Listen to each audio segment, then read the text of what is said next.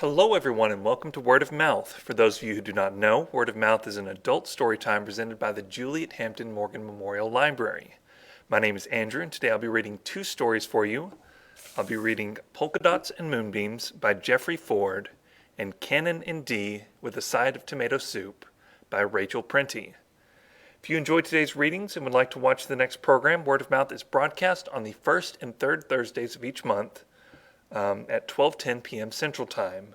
You can watch it live through the Juliet Hampton Morgan Memorial Library's Facebook page. That's at MCCPL Morgan. Or you can watch it later that day on the Montgomery City County Public Library's YouTube page. Those are all the announcements I have for today. So let's get started with our first story, Polka Dots and Moonbeams by Jeffrey Ford. He came for her at 7 in the Belvedere convertible, top down, emerald green with those fins in the back, jutting up like goalposts. From her third-floor apartment window, she saw him pull up to the curb out front. "Hey, Dex," she called. "Where'd you get the submarine?" He tilted back his Homburg and looked up. "All hands on deck, baby," he said, patting the white leather seat. "Give me a minute," she said, laughed, and then blew him a kiss. She walked across the blue braided rug of the parlor and into the small bathroom with the water-stained ceiling and cracked plaster. Standing before the mirror, she leaned in close to check her makeup, enough rouge and powder to repair the walls. Her eyeshadow was peacock blue, her mascara indigo. She gave her girdle a quick adjustment through her dress, then smoothed the material and stepped back to take it all in. Wrapped in strapless black with a design of small white polka dots like stars in a perfect universe, she turned in profile and inhaled. "Good Christ," she said and exhaled. Passing through the kitchenette, she lifted a silver flask from the scarred tabletop and shoved it into her handbag. Her heels made a racket on the wooden steps, and she wobbled for balance just after the first landing. Pushing through the front door, she stepped out into the evening light and the first cool breeze in what seemed like an eternity. Dex was waiting for her at the curb, holding the passenger door open. As she approached, he tipped his hat and bent slightly at the waist. "Looking fine there, madam," he said. She stopped to kiss his cheek. The streets were empty, not a soul on the sidewalk, save for the fact that here and there, in a few of the windows of the tall, crumbling buildings they passed, a dim yellow light could be seen. The entire city seemed empty as well. Dex turned to the left on Kraft and headed out of town. "It's been too long, Adeline," he said. "Hush now, sugar," she told him. "Let's not think about that. I want you to tell me where you're taking me tonight." "I'll take you where I can get you," he said. She slapped his shoulder. "I want a few cocktails," she said. "Of course, baby, of course. I thought we'd head over to the ice garden, cut the rug, have a few, and then head out into the desert after midnight to watch the stars fall." "You're an ace," she said, and leaned forward to turn on the radio. A smoldering sax rendition of Every Time We Say Goodbye, like a ball of wax string unwinding, looped once around their necks and then blew away on the rushing wind. She lit them each a cigarette as the car sailed on through the rising night. An armadillo scuttled through the beams of the headlights 50 yards ahead, and the aroma of sage vied with Adeline's orchid scent. Clamping his cigarette between his lips, Dex put his free hand on her knee. She took it into her own, twining fingers with him. Then it was dark, the asphalt turning to dirt, and the moon rose slow as a bubble in honey above the distant silhouette of hills, a cosmic cream pie of a face, eyeing Adeline's décolletage. She leaned back into the seat, smiling, and closed her eyes. Only a moment passed before she opened them, but they were already there. Passing down the long avenue lined with monkey puzzle trees, toward the circular drive of the glimmering ice garden. Dex pulled up and parked at the entrance. As he was getting out, a kid with red hair and freckles, dressed in a valet uniform, stepped forward. "Mr. Dex," he said, "we haven't seen you for a while." "Take a picture, Jim," said Dex, and flipped a silver dollar into the air. The kid caught it and dropped it into his vest pocket before opening the door for Adeline. "How's tricks, Jim?" she asked as he delivered her to the curb. "They just got better," he said, and patted his vest. Dex came around the back of the car, took his date by the arm, and together they headed past the huge potted palms and down a brief tunnel toward a large rectangular patio open to the desert sky and bounded by a lush garden of the most magnificent crystal flora, emitting a blizzard of reflection.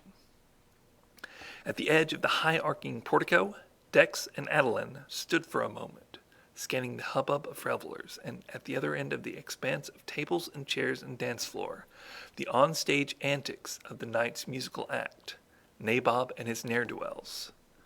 Above the sea of heads, chrome trombone in one hand, mic in the other, Nabob belted out a jazzed-up version of Weak Knees and Wet Privates. A fellow in white tux and red fez approached the couple.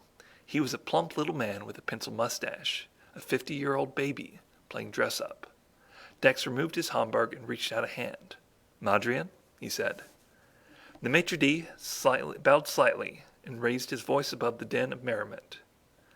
"Always a pleasure to have you both back." Adeline also shook hands. "You're looking particularly lovely tonight," he said. "Table for two," said Dex, and flashed a crisp 20 under the nose of Madrian, something close to the dance floor. The plump man bowed again, and in his assent snatched the bill from Dex's hand. "Follow me, my friends," he said, and then turned and made his way slowly in amidst the maze of tunnels and the milling crowd. As they moved through the packed house, Adeline waved hello to those who called her name, and when someone shouted to Dex, he winked, sighted them with his thumb, and pulled an invisible trigger.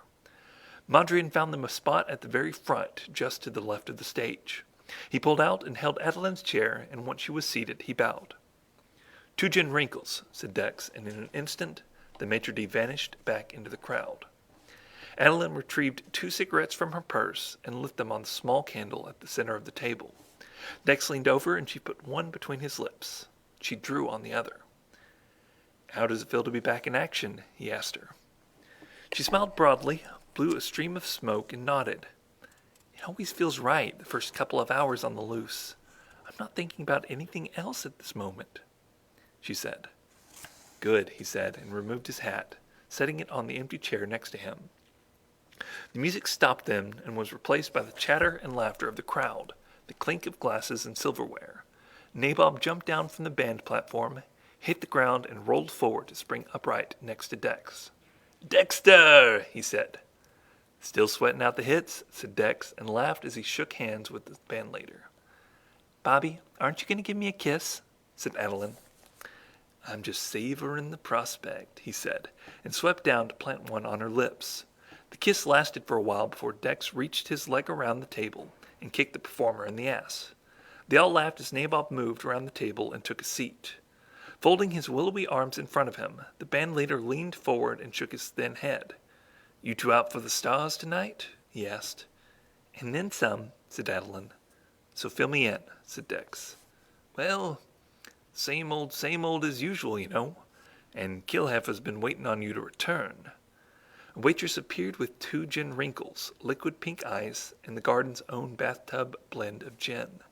The glasses caught the light and revealed tiny bubbles rising from a fat red cherry. Dex slipped the young woman a 5.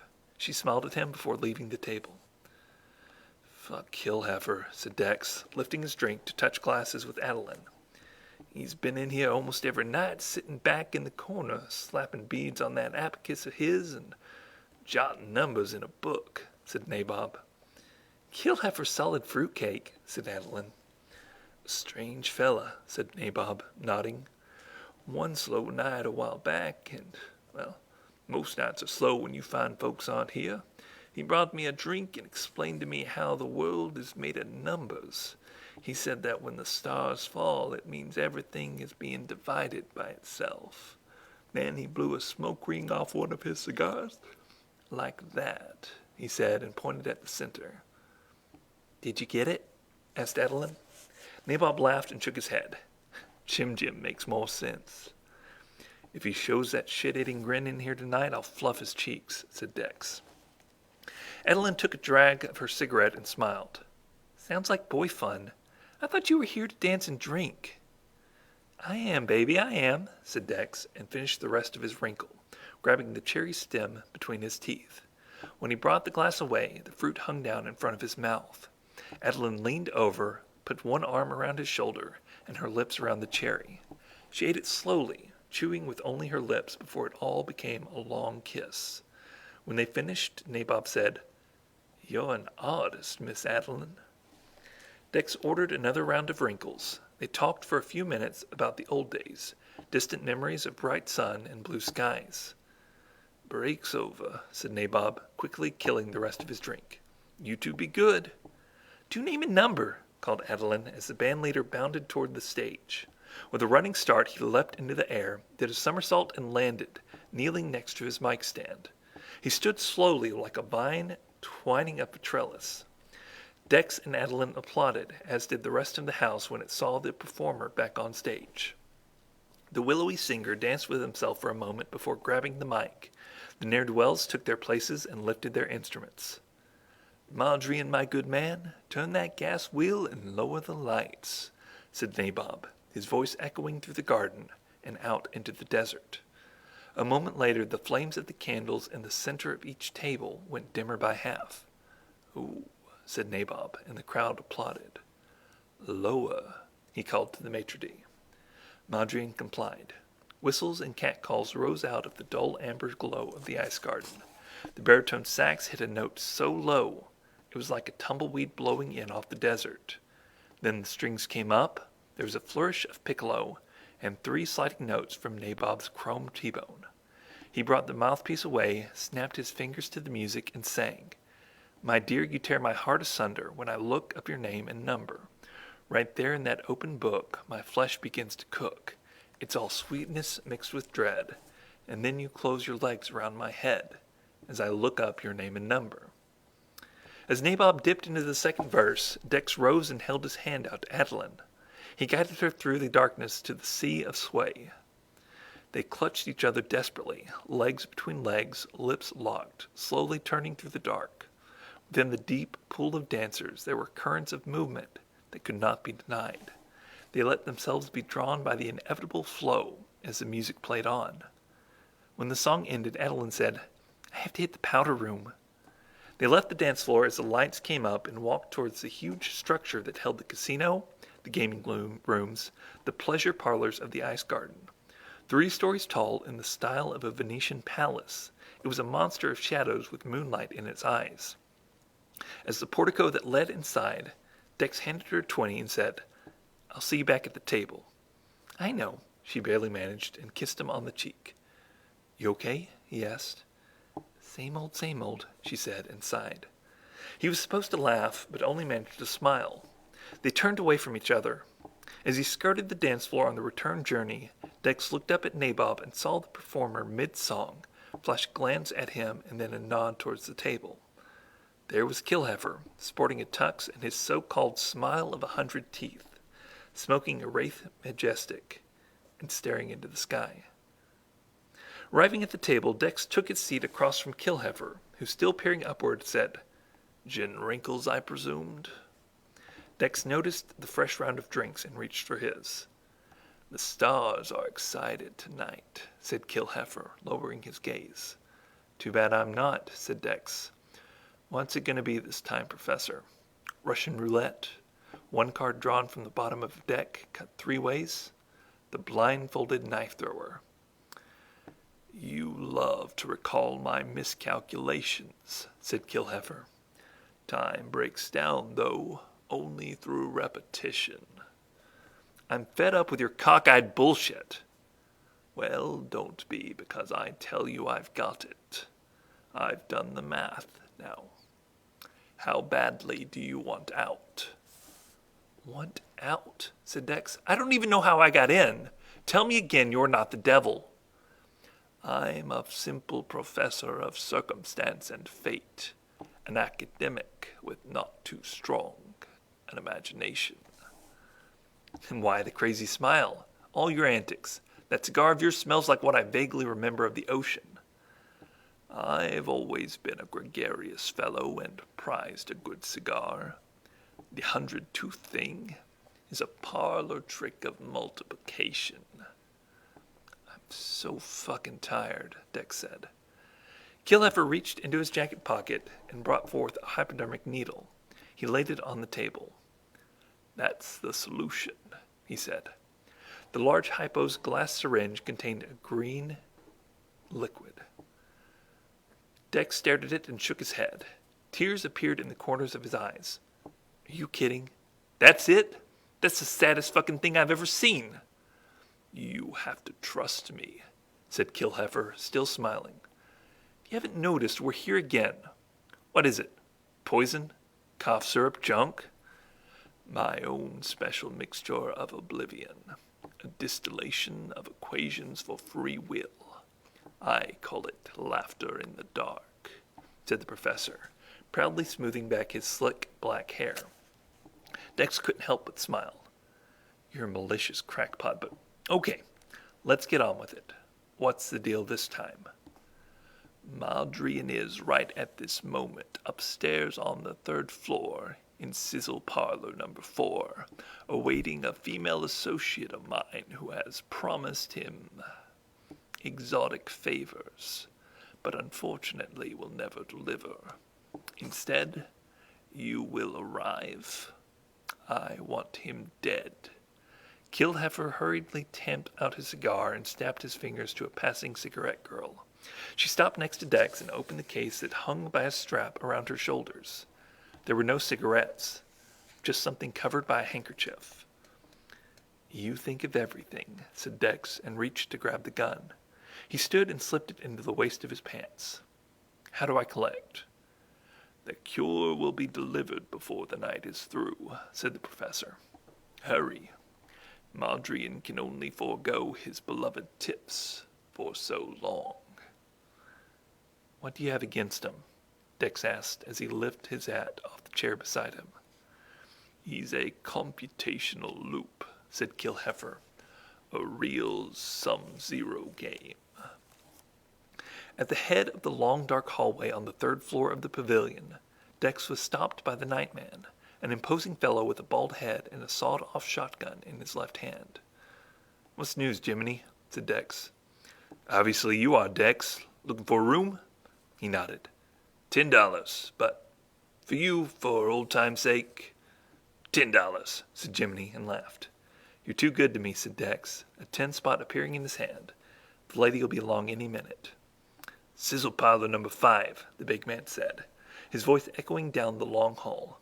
Grease that griddle, my friend. Will do, said Dex, and before long slowed his pace and looked over his shoulder to check that Jiminy had again taken his seat facing away toward the stairwell. He passed door after door, and after every 6 a weak gas lamp glowed on either wall. As he neared parlor number 4, he noticed the door was open a sliver, but was dark inside. Brandishing the gun, he held it straight up in front of him. Opening the door, he slipped inside and shut it quietly behind him. Moonlight shone in through one tall arched window, but Dex could only make out shadows. He scanned the room, and slowly the forms of chairs, a coffee table, a vanity, and off to one side of the room, a bed, became evident to him. Sitting up on the edge of that bed was a lumpen silhouette. Atop it, the telltale shape of a fez. Is it you, my desert flower? Came the voice of Maldrian. Dex swiftly crossed the room. When he was next to the figure and had surmised where his victim's left temple might be, he cocked the gun's hammer with his thumb and wrapped his index finger around the trigger. Before he could squeeze off the shot, though, the slouched bag of shadow that was Maldrian lunged into him with terrific force. Dex, utterly surprised that the meek little fellow would have the gumption to attack, fell backwards, tripping on the rug, the gun flying off into the dark. He tried to get to his feet, but the maitre d' landed on him like 9 sandbags, one hand grabbing his throat. No matter how many times Dex managed to punch to Maldrian's face, the shadow of the fez never toppled away. They rolled over and over and then partially into the moonlight. Dex saw the flash of a blade above him, but his arms were now pinned by his assailant's knees. Unable to halt the knife's descent, he held his breath in preparation for pain. When the lights went on, there was a gunshot, and his attacker fell off of him.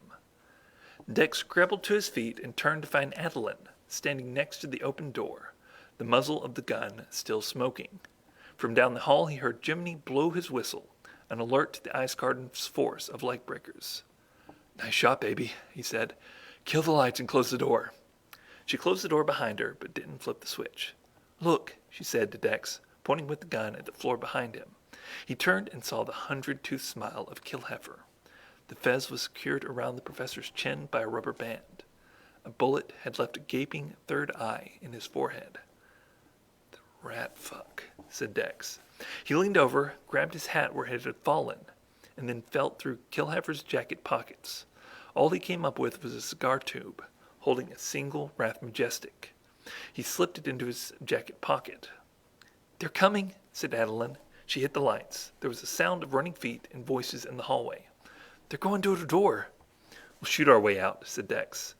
Adeline was next to him. She whispered in his ear, Don't be a jackass. We'll take the fire escape. Dex moved towards the window. Adeline slipped off her heels. Somehow Madryn had known to call the car up, because when Dex and Adeline arrived in front of the ice garden, breathless, scuff marks on their clothes, Belvedere was there, top down and running, Jim holding Adeline's door. I like your shoes, said the boy, pointing to her bare feet. My new fashion, Jim, said Adeline. Dex moved quickly around the car. Madryn was there to open the door for him. As Dex slid in behind the wheel, he said, No hard feelings about tonight? And flashed a tip to cover the intended homicide. Madryn bowed slightly and snatched the bill. Ever at your service, said the maitre d'. Safe journey? He shut the car door. Dex took a silver dollar out of his pocket, hit the gas, and flipped the coin back over the car. Jim caught it, and before he could stash it in his vest pocket, the Belvedere was no more than 2 red dots halfway down the avenue of monkey puzzle trees. My feet are killing me, said Adeline as they screeched out of the entrance to the ice garden and onto the desert highway. You are one hell of a shot, he said. Lucky, she said, her voice rising above the wind. I'll cherish the moment. All well and good, said Adeline. What's his game this time? Laughter in the dark, said Dex, and cut the wheel hard to the right. Adeline slid toward him, and he wrapped his arm around her shoulders. The car left the road and raced along an avenue of moonlight, plowing through tumbleweeds, trailing a plume of dust across the desert. Adeline switched on the radio and found Deet Wallader crooning I Remember You. They lay on a blanket beneath shimmering stars. A light breeze blew over them. Here and there, the dark form of a cactus stood sentry. 10 yards away, the radio in the Belvedere played something with strings. Adeline took a sip from her silver flask and handed it to Dex. He flicked the butt off the Majestic onto the sand and took a drink. What is this stuff? He asked, squinting. My own special mixture of oblivion, she said.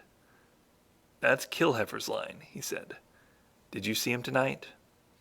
She nodded and laid her cheek against his chest. In the ladies' room. He was in the stall next to the one I chose waiting for me. He gets around, said Dex, 'cause he was at our table when I got back to it.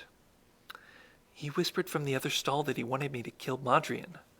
I said I wouldn't, but then he had that solution and was willing to trade me for the murder. I told him I wanted to see it. The next thing I knew, the door to my stall flew open and he was standing there. I almost screamed. I didn't know what to do. I was on the toilet, for crimini's sake. He did that stupid smile on his face and he pulled down his zipper. Dex rose to one elbow. I'll kill him. Too late, said Adeline. He reached into his pants and pulled out the big hypodermic needle with green juice in it. He said, You see the tip at the end of the needle. Think of that as the period at the end of your interminable story. Do you want out? I just wanted to get rid of him, so I nodded. He handed me a gun and told me Madryn was in Sizzle Parlor number 4. A long silence passed. But in the end, you decided to off Madryn. I guess so, said Adeline. What else is there to do when we come to the ice garden but fall in with Killheifer's scheme? Madryn might as well be made of papier-mâché, and that's the long and short of it. He's polite, but sure, I'd clip him for the possibility of a ticket out. I'd miss you, said Dex. I wouldn't leave you here alone, she said. I was getting the needle for you. You didn't think of using it yourself? Baby, I'm touched. Well, maybe once I'd realized that if it worked, you wouldn't come for me anymore, and I'd spend each go-around in that crappy apartment building back in Dragsville watching the plaster crack. I was ready to blow Mondrian's brains out for you too, he said. I can see how stale it's getting for you. You never thought of yourself? She asked. Dex sat up and pointed into the distance at a pair of headlights. Let's get the guns, he said. He stood and helped her up. She found her underwear a few feet away and slipped them back on. Who do you think it is? She asked, joining him at the car. He handed her a pistol. Ice Garden thugs, he said. When the approaching car came to a halt a few feet from the blanket, Dex reached over the side of the Belvedere and hit the lights to reveal a very old black car. More like a covered carriage with a steering wheel and no horse. The door opened and out stepped Mondrian. He carried an open umbrella and a small box. Taking 3 furtive steps forward, he called out, Mr. Dexter? Expecting rain, Mondrian? Said Dex. Stars, sir. Stars. Adeline laughed from where she was crouched behind the Belvedere. A package for the lady and gentleman, said Mondrian. Set it down at your feet, right there, and then you can go, said Dex. Mondrian set the package on the sand, but remained standing at attention over it.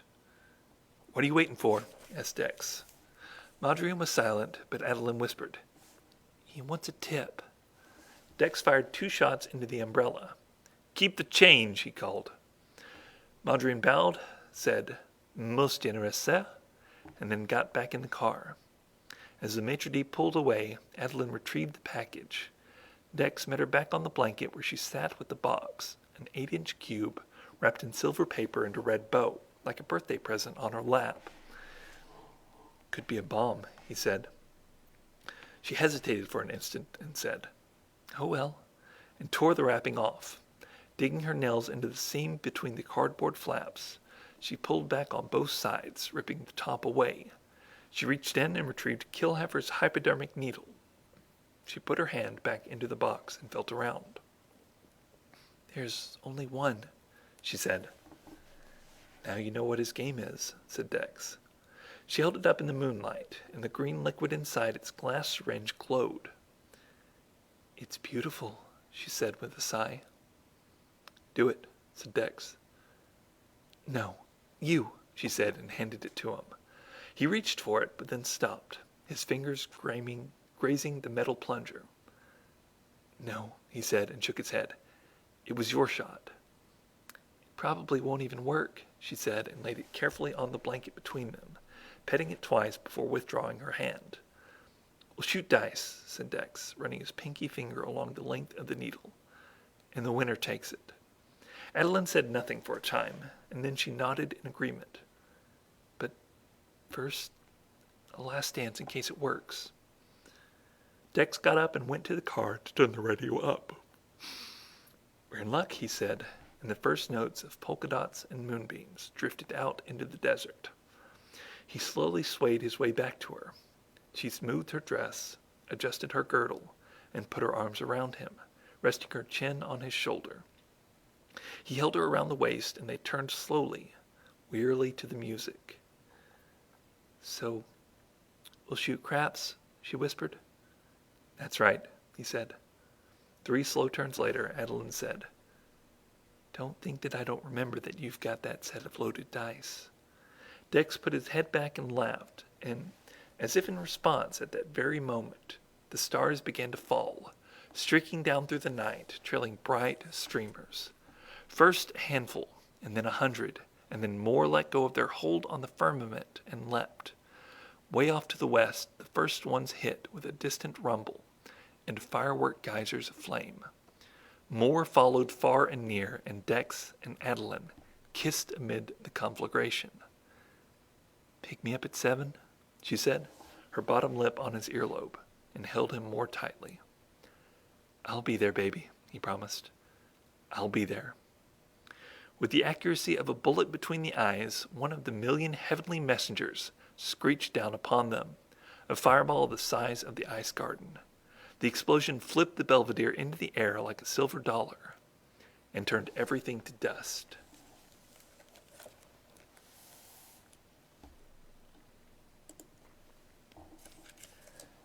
Canon Indeed with a Side of Tomato Soup by Rachel Printy. Paul stared at his wife across the table, noticing for the first time that her sweater was on inside out. Every morning he would lay out her clothes on the bed in a specific order, so she would know which item to put on first. But it didn't guarantee how Elaine would put on each piece. He'd have to pay more attention before they left. The usual waitress Sarah appeared, holding a large tray with 2 sweet teas on it. "How y'all doing today?" With Alzheimer's disease, there were good days, and then there were challenging days. It was one of the latter. Elaine was preoccupied, scrubbing a stain on the wooden table with her finger, forgetting it was a permanent fixture of their booth. They'd been lunching at this diner once a week for years. The blemish had been there since day one. "Today is actually a very special day for us. It's our 57th wedding anniversary." His wife stopped fidgeting and looked up. "The day she took a chance on a broke, balding fellow by saying, 'I do,'" he said, with a wink in her direction. "It is?" Elaine asked. "Yes, sweetheart, it is." "Congratulations, you two! Miss Sue fixed up some of her key lime pie today, and I'll make sure y'all have a slice on the house before you go. Sticking with the Cobb salad and tomato soup?" "That's it," Paul replied. She nodded and turned, then swung back around. "I just remembered we ran out of tomato soup about an hour ago. Is chicken noodle okay?" Paul looked at his wife, now scrubbing away at the stain with a napkin. "Elaine?" she said, again focused on the table. "They're out of tomato soup. Do you want chicken noodle or a sandwich instead?" She looked confused, so he pointed to the menu and showed her a few other items he thought she'd enjoy, but she was having a hard time picking something new. Suddenly she began to cry. "I want to go home, please. Can we go home?" she begged. "Honey, Sarah has already brought us our drinks. Don't you think we should stay a little longer? I know you like tomato soup, but I'm sure their chicken noodle is delicious." That only made her cry harder. Sarah apologized on behalf of the restaurant for running out. Other customers glanced in their direction, wondering what the commotion was all about. He sighed and reached back for his wallet, then placed a $10 bill on the table. "I'm sorry, we'll catch you next week." Sarah gave him an understanding look and told him she'd bring the pie and some to-go cups of tea out to the car. He thanked her as he rose to help his wife out of the booth. He always tried to make their days as hiccup-free as possible. But sometimes there just wasn't any tomato soup. Elaine stopped crying on the way home, but appeared anxious and kept asking him what day it was. He hesitated to say the date, conjecturing that at least part of her current emotional state was because she hadn't realized it was their anniversary. With her dementia, he didn't think a thing of it, but worried she might become upset with herself. "Today is Wednesday." She furrowed her brow, a telltale sign she was struggling to grasp some distant memory or word. When she asked what day it was for the 3rd time during their 20-minute drive, he gave in. "It's Wednesday, January 7th. That's the day we got married." "Yeah, it is," he said, pulling up into their driveway. He helped his wife sit on the living room couch before setting up 2 dinner trays and turning the TV to a rerun of The Price is Right. "I'll be right back to join you," he reassured her. Once in the kitchen, he walked past the cabinets labeled bowls, plates, mugs, glasses, and cereal to find the one with soup written on it. He'd marked them all to help her stay as independent as possible, especially since she loved to cook. In the last few months, however, he'd taken over the role as primary chef. Relief swept over him when he found some tomato soup in the back right corner of the cabinet. Conscious of his stiff, arthritic hands, he carefully lowered 2 bowls and filled them with the liquid contents before putting Elaine's dish in the microwave. As he stood there watching the timer count down, the sound of Polka Bell floated out into the kitchen. His wife had been a music teacher, so they'd always had a piano in the living room. She hadn't played much lately, though. He suspected it was because she now had difficulties sight-reading the music. Walking back into the room, he found Elaine bent over the piano, playing Canon in D for muscle memory. He was struck at how her fingers, still so capable and sure, glided over the keys. An image of her holding down the aisle towards him, in a stunning white dress, filled his head. Those same lovely hands holding a bouquet of yellow daisies he'd gathered for her from the garden. It had been a simple wedding, but that's what they'd wanted. He waited until she'd finished before taking a seat beside her on the bench. Bringing the back of her hand to his mouth, he planted a kiss as she beamed the same beautiful grin she'd had on their wedding day. "My favorite song," he whispered, choking up. She gave his hand a gentle squeeze. "That's why I played it for you." Now it was his turn to cry. "I love you, Paul. I can see that." He nodded. "I love you so much. Now, how would you like to share some tomato soup with me?" Her face fell a little. "I was hoping for some chicken noodle, but that'll do."